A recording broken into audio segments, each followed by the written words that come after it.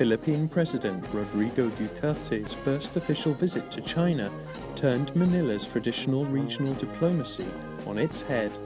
The outspoken new leader of one of the US's historically staunchest Pacific allies lavished praise on his Chinese hosts and declared it was time to say goodbye to Washington. America has lost me, and will I realign myself in your ideological flow, and maybe I will also go to Russia to talk to Putin and tell him that there are three of us against the world: China, Philippines, and Russia. It's the only way. The turnaround delighted China, as the Philippines has been a main obstacle to Beijing's territorial claims to much of the region's seas. Mr. Duterte played down historical disputes between the two countries, including a stinging July 2016 judgment against China in an international tribunal case brought by the previous government in Manila. There will come a time when we'll have to talk about it.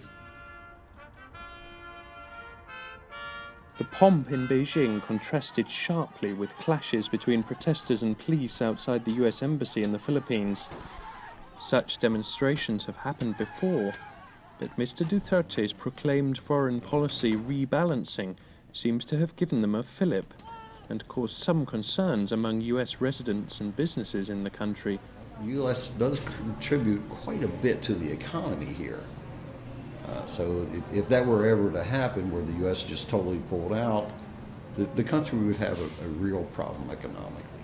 Obviously, we're aware of this rhetoric, of course, and we still hold that it is inexplicably at odds with the very close relationship that we have with the Filipino people, as well as the government there.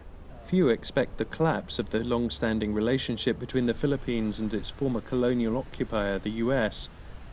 But Mr. Duterte has given emphatic notice that a new and potentially turbulent era between the two nations has begun. Michael Peel, Financial Times, Manila.